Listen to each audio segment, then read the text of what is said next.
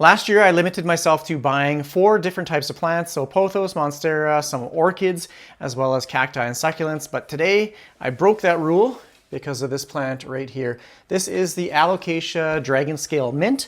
These have been going for a pretty penny. I think normally around $150 to maybe like $200, but today I got this for $45, and because we had a pretty big blizzard last night, it's, I don't want to call it a snow day because we pretty much don't shut down with any amounts of snow, but they were offering 15% off, so I could not pass it up, and I got this absolutely stunning Alocasia Dragon Scale Mint. Plus I have another project that I want to do with this Alocasia Jacqueline. I think what the plan is I'm going to combine them into like one large kind of rectangular pot. So let's check it out. So this is a self-watering pot. I bought this off Amazon.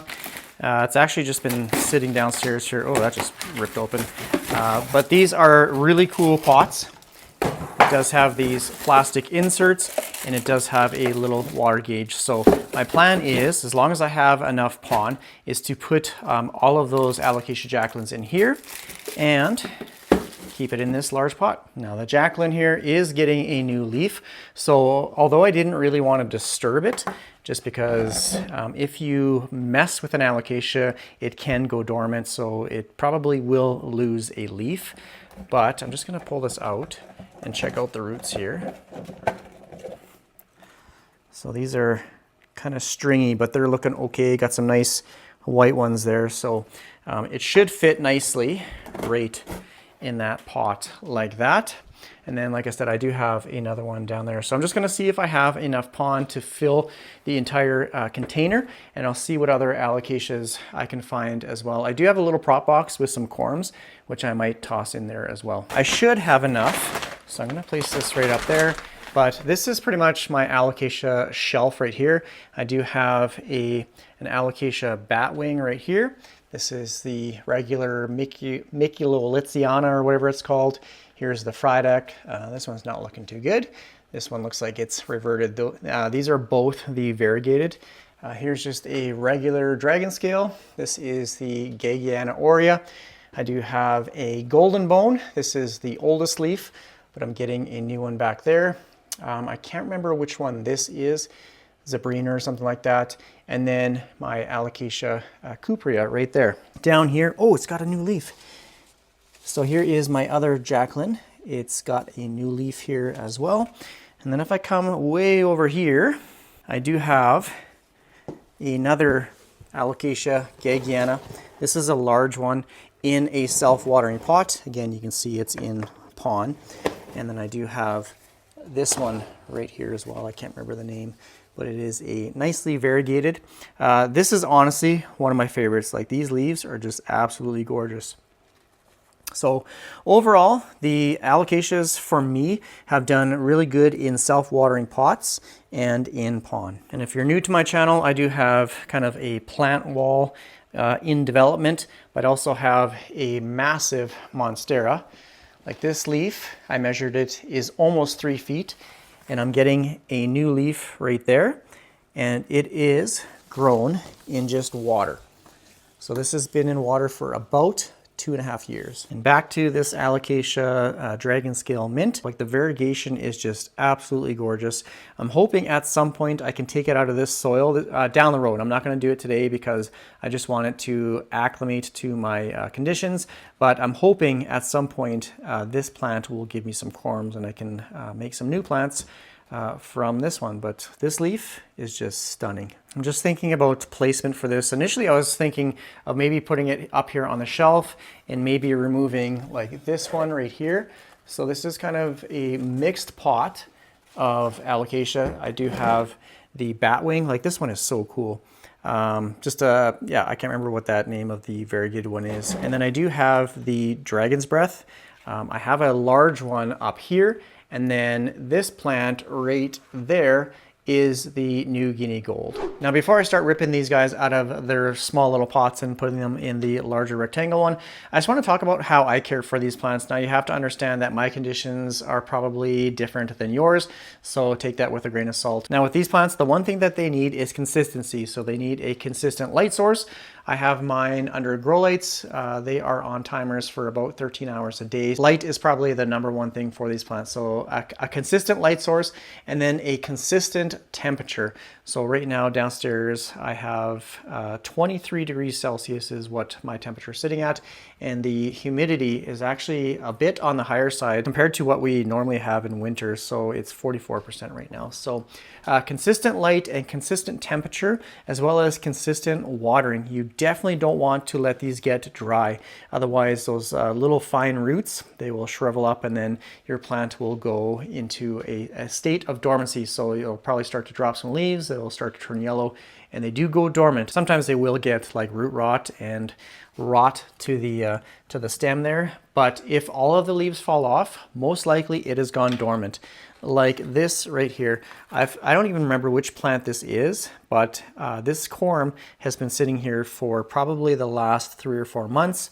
It's still firm, it's not mushy, it's not dry or anything like that, so they do go dormant. I can plant this in pond or soil, give it good light, water it, eventually it will start to produce some new growth.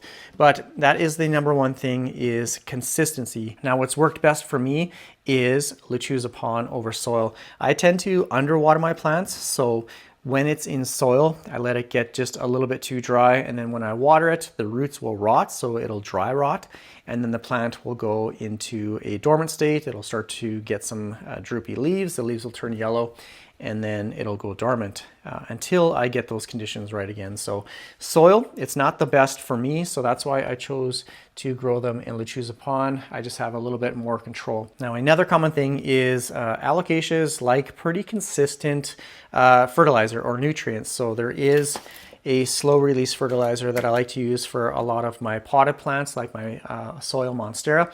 But when you buy Lechuza pond, sometimes it comes with a fertilizer already in the mixture. So you can see right here, there is a round little ball.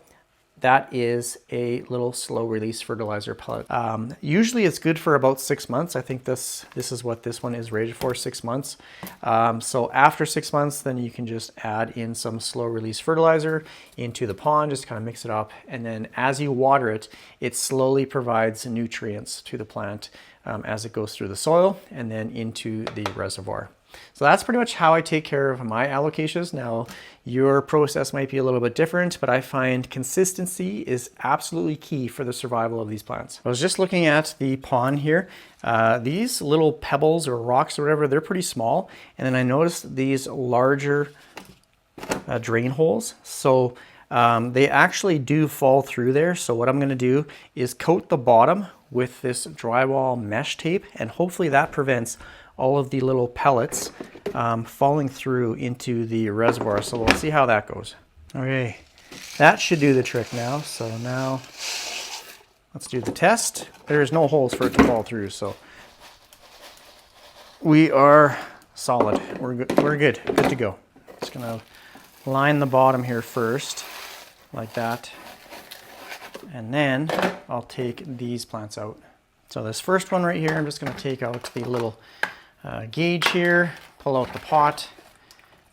This one has some nicer roots, so it's got some nice white roots. I'm gonna try and just pull it through, but the first thing I'm gonna do is just dump all of the pond in here.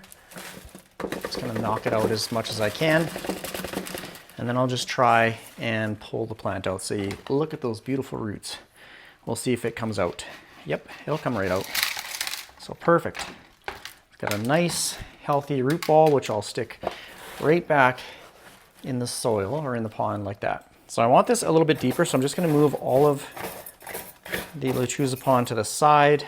I'll put it something like that, and then I'm just going to take this little butter knife, and I'm just going to kind of cover up some of these roots.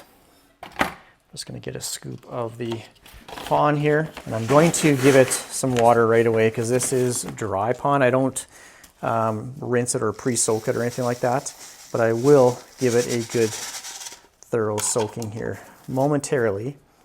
And then once you water in pond, I don't want to say it turns it to like concrete, but it won't compact like over time, but this will remain in place. I'm actually going to use this watering can because it is in a self-watering pot. So I'm just going to water this in at first.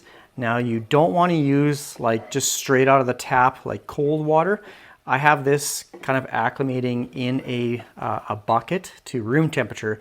You definitely don't want to shock those roots with cold water. So water it in with room temperature water only. And I'm just going to do the same thing with this one. Take out the little reservoir gauge.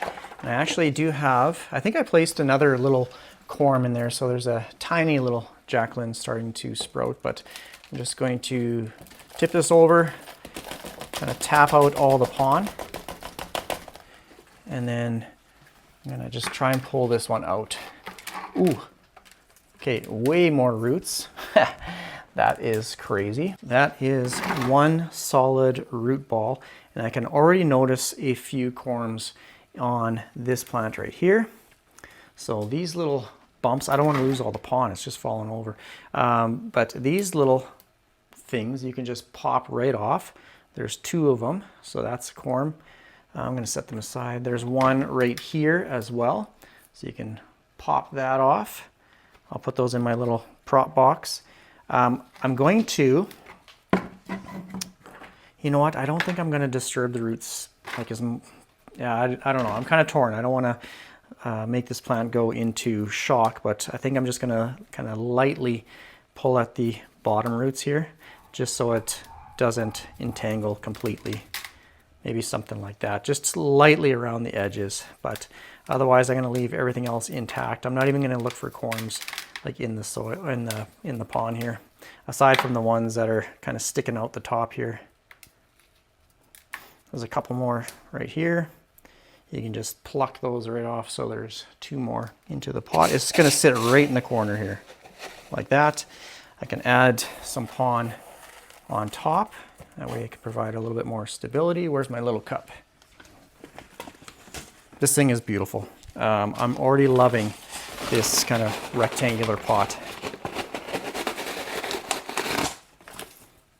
Just gonna make sure it's covered up here on the sides, and then I'll give this one some water as well. So these roots will have a little more room to expand down as well as laterally. So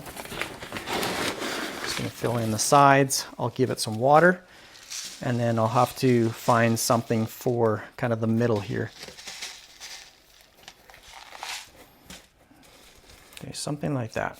Look how incredible that looks already. So just going to water in this side a little bit, just so it's not sitting in that dry pond. Again, I don't want those roots to dry up and rot, so dry rot. So okay, now I'm gonna kind of look around in my collection here. I'm gonna grab my prop box, which is down there, and I'll see what I can plant in the middle here. So I have a couple monsteras in here. I have some Alocasia gagiana right here, some other philodendrons, but I think I'm going to take out this corm right here. So this is obviously my little moss propagation box.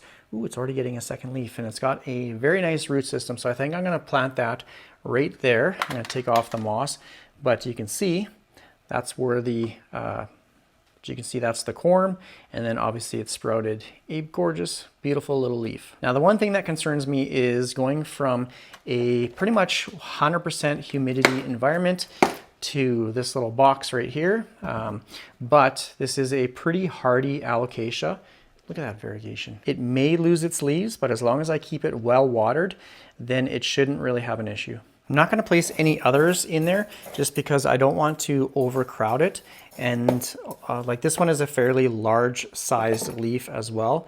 So I'm simply just going to make a spot for the roots. I'll plunk it in the middle like so. I'll have the leaf facing forward, and then I'm just going to cover it up like that. Make sure it's in the middle. Dump in a little bit more. Actually, I don't want it too deep. Something like that. Just add a little bit more at the back, fill it up. I'm going to empty the reservoir because it's showing full. I'm going to water this guy in, And then I'll probably keep the reservoir in between the minimum and the maximum there. So look at this. This is absolutely gorgeous. I'm really happy I had an extra one of these pots, and now I'm just going to water in, so it's maybe like half. I'm going to check it because I want the water to be at the bottom of where the roots are. I guess that's the whole reason of these self-watering pots, is hopefully it'll wick up into the soil so that the roots don't dry out. So I'm going to leave it alone. I'm going to just let it acclimate. I might actually put it down here. I don't know where I'm going to place it yet. The trouble with these larger pots is room, so I need to find some room for this plant. So I actually placed it behind my plant workshop table. So there's the front where I usually film. This is where I sit back here, but I put it right down here.